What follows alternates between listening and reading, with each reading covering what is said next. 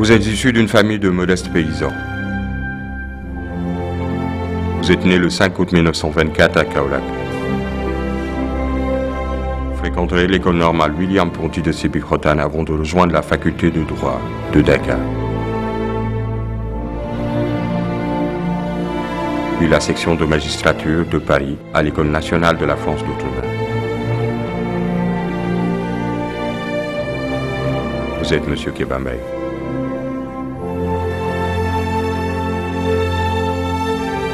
Vous y exercerez le métier de juge avec le statut de magistrat français jusqu'à l'accession du Sénégal en 1960 à la souveraineté internationale.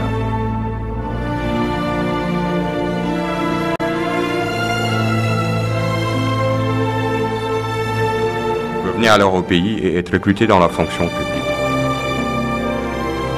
Vous servirez tour à tour comme directeur de cabinet de différents ministères, mais aussi comme président de la commission de codification du droit des personnes et du droit des obligations. En 1963, vous êtes nommé président de la Cour suprême du Sénégal en remplacement d'Isaac Foster. Vous présiderez aux destinées de cette juridiction pendant 17 ans et en deviendrez le premier président honoraire.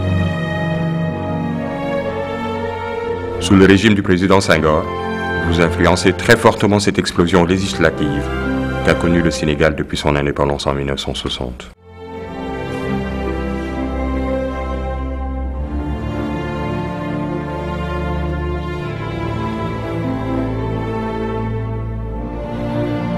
Vous avez toujours été très attaché au respect des règles déontologiques liées à votre profession de juriste.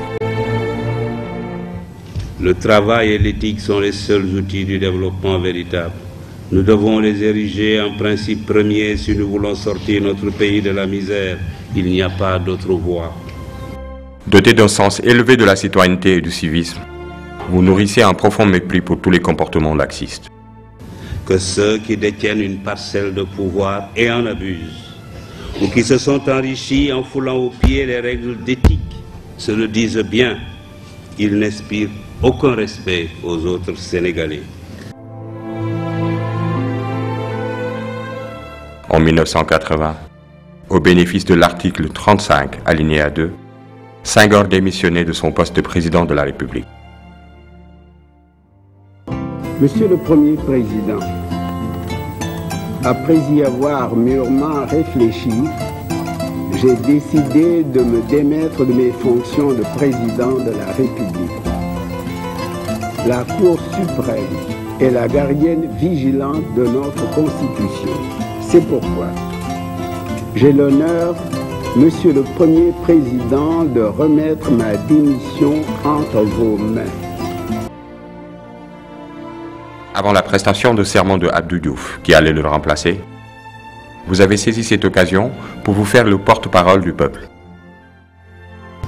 En 1980, je m'étais dit que l'occasion du départ de Léopold Sédar Senghor et l'arrivée d'Abdou Diouf à la tête de l'État était peut-être pour moi une occasion exceptionnelle de m'immiscer dans la conduite de la politique de notre pays en parlant directement à mes concitoyens du grave problème de l'éthique et des autres préoccupations de la nation. D'ailleurs, près de 20 ans après, lors d'une leçon inaugurale, vous faites un devoir d'éclairer les Sénégalais sur le contenu véritable de votre propos à l'endroit de Abdou Diouf.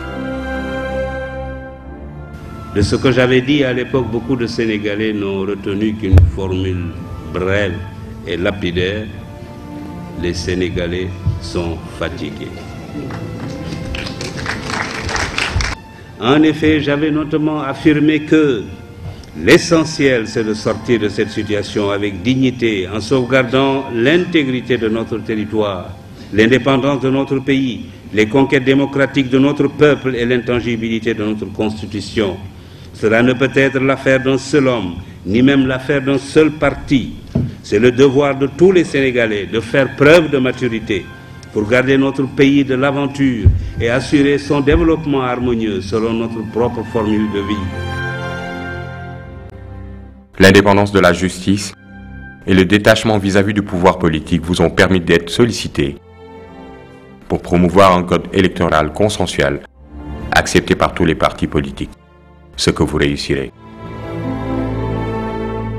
La famille judiciaire du Sénégal reconnaît en vous le rénovateur de la fonction de magistrat et l'instigateur de profonds changements.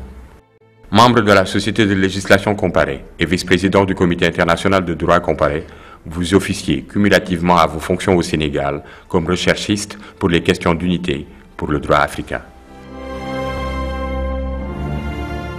Vous participerez notamment à la commission chargée d'enquêter sur les pratiques israéliennes affectant les droits de l'homme, de la population des territoires occupés ou encore au groupe spécial d'experts chargé d'enquêter sur les violations des droits de l'homme en Afrique australe, mais aussi à la commission d'experts du BIT, Bureau international du travail, chargé de l'application des conventions et revendications de l'OIT.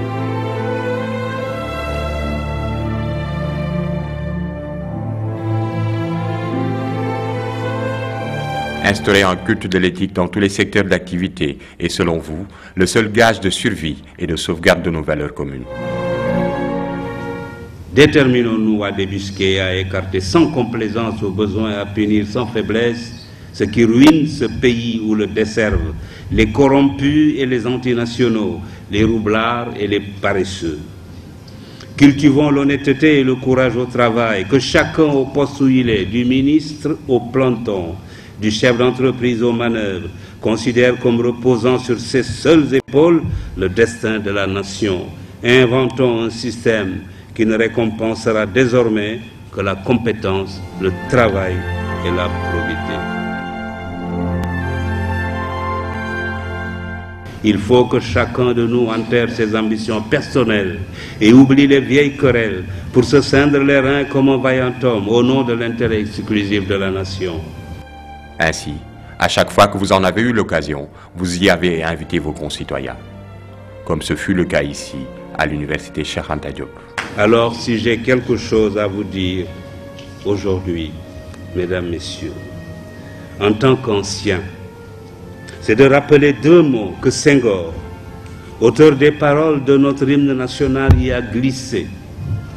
Nous les chantons machinalement sans y prêter grande attention. Dans les moments d'interrogation, il faut non les chanter, mais les murmurer du fond du cœur à chaque instant et leur obéir. Ces deux mots sont Sénégalais debout.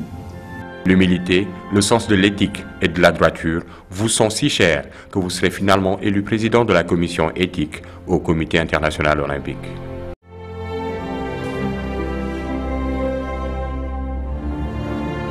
Éducateur de formation, vous n'avez jamais manqué la moindre occasion de réaffirmer le droit de la jeunesse à un encadrement propice à l'éclosion de grands maîtres à penser.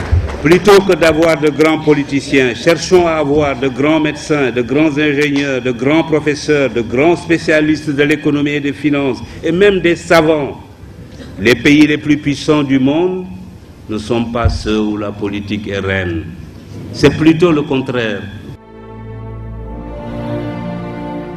Il est indispensable que nos enfants et nos petits-enfants bénéficient d'une bonne éducation. Tous mes amis des pays émergents me le disent, la clé de leur réussite, c'est l'éducation. Que nos étudiants entrent à l'université comme on entre dans les ordres ou au Dara, et que les meilleurs soient mis dans les conditions optimales pour devenir des cadres de haut niveau, ou même,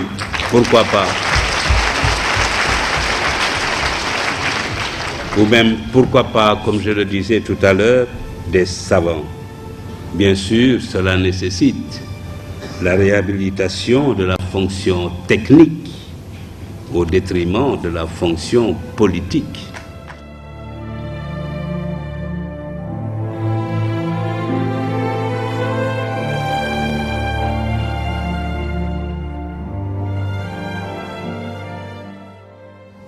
Quand on interroge un Sénégalais, faites-en l'expérience sur la situation de son pays. Il parle de remaniement ministériel,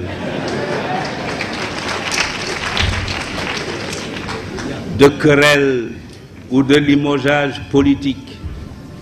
Que nos dirigeants politiques m'excusent, mais ils savent tous comme moi que ce n'est pas la politique politicienne qui développe un pays.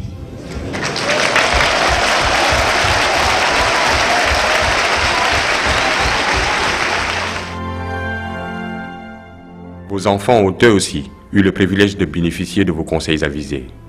Lorsqu'il y a près de 30 ans aujourd'hui, votre fils aîné est nommé au poste de directeur général de la Banque de l'Habitat du Sénégal, vous étiez hors du Sénégal, mais vous avez tenu à lui donner par écrit quelques recommandations. Je vous cite. Un banquier est comme un magistrat, il ne doit pas être accessible à tout avenant. Sois égal pour tous, tes administrés et tes clients. Sois juste avec eux, garde-toi des sentiments.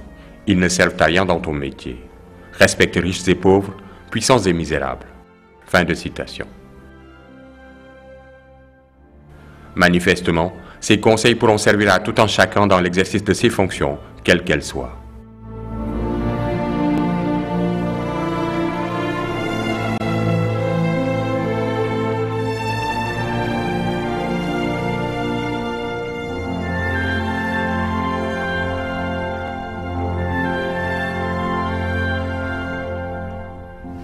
En installant le président Abdou Diouf en ma qualité de premier président de la Cour suprême, j'avais, comme me l'avait reproché un ami cher et proche, qui nous a malheureusement quittés, parlé comme un homme d'État, alors que je n'étais qu'un simple juge.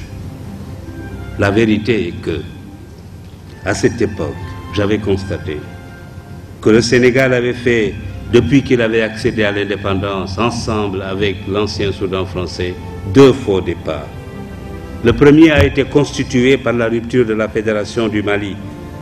Je regretterai cette rupture toute ma vie, surtout aujourd'hui, où chacun est convaincu que la principale erreur dans ce continent est d'avoir accepté de le diviser en micro-États, livrés face à nos maîtres d'hier, à la fatale loi de la division qui amoindrit et affaiblit ce qu'elle divise.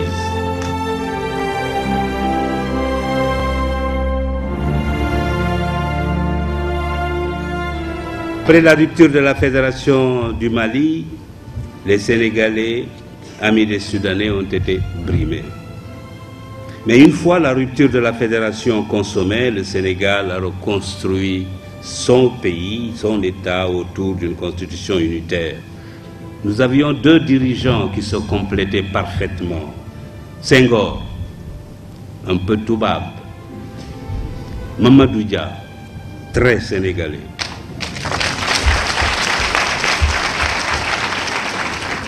J'avais le sentiment très net qu'il nous menait droit vers l'unité nationale, le développement économique et la prospérité en empruntant à l'Occident et à l'Afrique ce qui est bien, mais seulement ce qui est bien.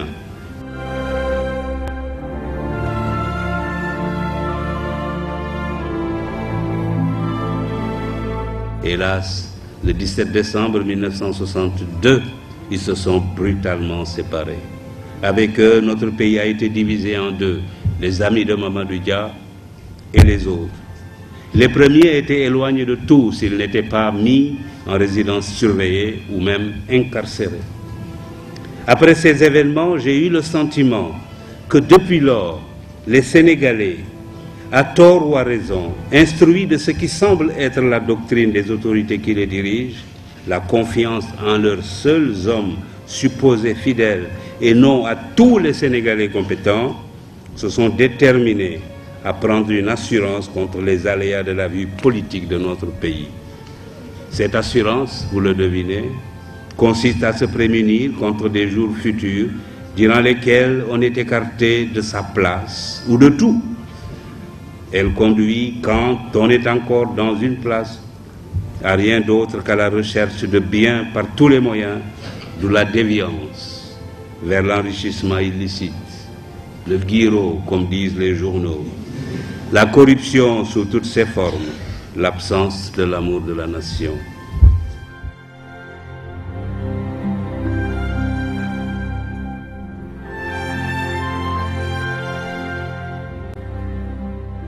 Le monde du sport a aussi profité de vos qualités de magistrat, mais aussi de votre direction éclairée à la tête de la commission éthique du Comité international olympique.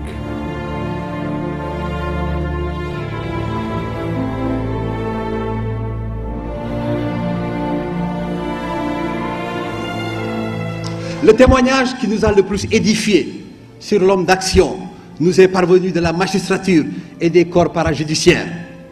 et il est hautement significatif. Le président Kéba Mbaye, dit-on, a toujours eu foi à la personne du juge, qui doit incarner les valeurs morales et intellectuelles d'indépendance, d'impartialité et de compétence incontestables qui fondent sa légitimité, sa crédibilité. Il savait l'importance qui s'attache à l'acte de juger, qui renvoie directement à la conscience du juge, à ce qu'il y a de plus intime en lui, à ce qui fait à la fois sa force et sa faiblesse et qui donne toute sa part d'humanité. Debout, comme dit notre hymne, pour bâtir un Sénégal uni autour du travail, de l'éthique et de l'intérêt général. C'est un choix fondamental. En bon visionnaire, vous avez prédit l'avènement de l'alternance politique, même si les Sénégalais en ont une toute autre conception. L'objectif permanent devra être la consolidation de la démocratie, qui ne laissera plus le moindre doute sur la sincérité des résultats des suffrages. Il faut aussi que gouvernants et gouvernés, membres ou non des partis politiques, acceptent sans arrière-pensée le principe de l'alternance à la tête des affaires de l'État. Ces affaires ne sont le bien de personne, elles appartiennent au peuple qui en délègue la gestion temporaire, non à un maître comme on a souvent tendance à le penser sur ce continent, mais à un serviteur.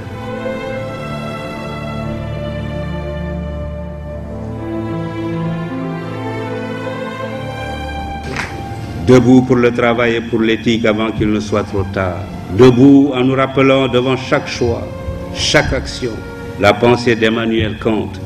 Demandons-nous chaque fois que nous sommes tentés d'avoir un comportement non éthique, ce que serait la vie si chacun faisait comme nous. Demandons-nous ce que serait une société de délateurs, de profiteurs, de voleurs, de corrupteurs et de corrompus, d'indisciplinés, d'insouciants, d'égoïstes, de fraudeurs. La liste est longue, mais la réponse est une, ce serait une société vouée à l'échec et peut-être à la déchéance et à la misère matérielle et intellectuelle. Alors, évitons de tels comportements. Nous, Sénégalais, sommes capables de renverser cette tendance, si nous le voulons vraiment, sincèrement. Pour nous, j'en suis convaincu, ce n'est pas trop tard, mais il faut faire vite.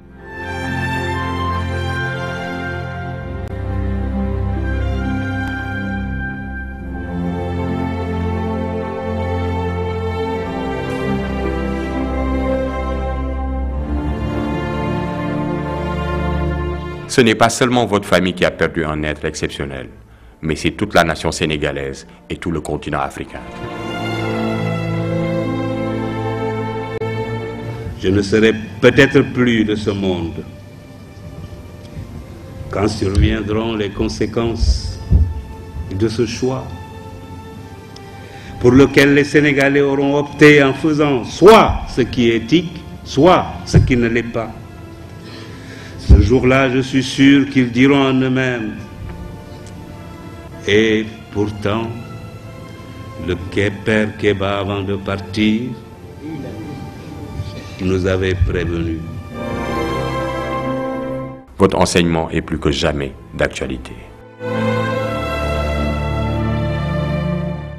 À vos enfants, il reste votre mémoire, votre œuvre à la construction du Sénégal, mais aussi un sacerdoce qui doit leur servir de leitmotiv à eux et à toute la jeunesse de la nation.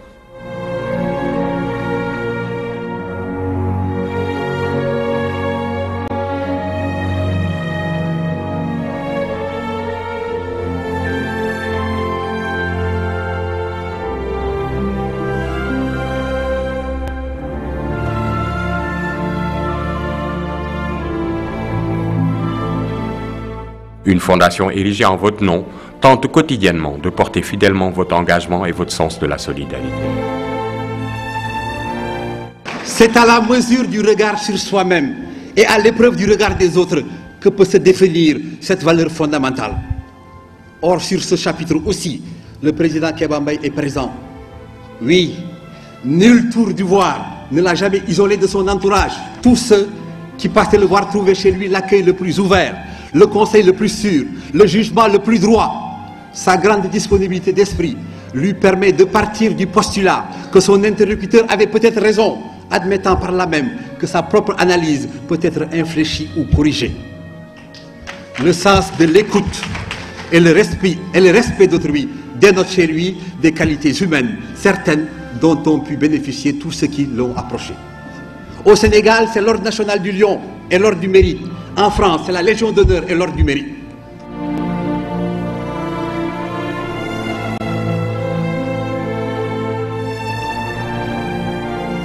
Ancien premier président honoraire de la Cour suprême du Sénégal, ancien président du Conseil constitutionnel du Sénégal, ancien juge et vice-président de la Cour internationale de justice. L'expertise et la compétence incontestables sont les supports exclusifs de cette remarquable ascension. C'est par elle que vous avez notamment participé en les présidant aux travaux de la Commission des droits de l'homme aux Nations Unies. Et c'est aussi au même titre que vous avez été membre de la commission d'experts du BIT sur l'application des conventions et recommandations de l'OIT. Parallèlement, vous avez été rédacteur et rapporteur général de la conférence de l'OUA sur l'adoption de la Charte africaine des droits de l'homme et des peuples.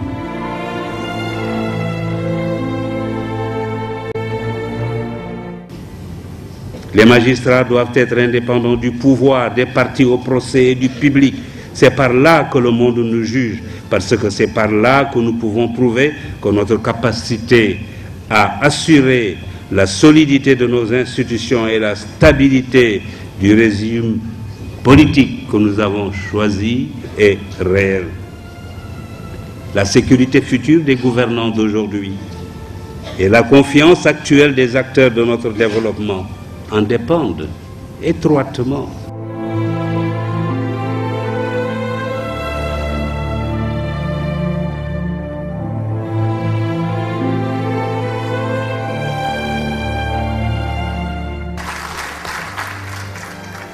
En effet, selon la devise de l'université d'Antananarivo, Adalaïsaï Toa Andreini, insensé celui qui ne fait mieux que son père.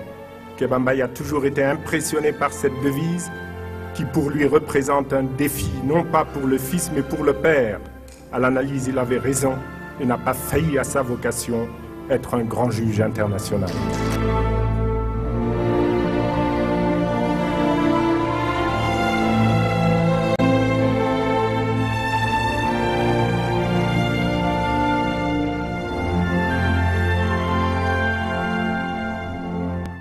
Aujourd'hui, 5 années après votre disparition, votre enseignement est plus que jamais d'actualité.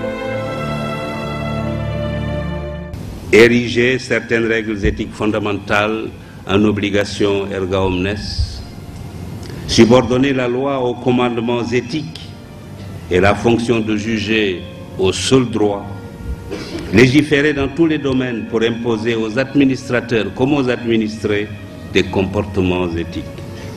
Il s'agit en quelque sorte de déplacer nos objectifs, nos buts et nos rêves, de remodeler nos jugements et notre conduite sur d'autres valeurs et de donner la priorité à la qualité, au seul mérite et à l'intérêt général.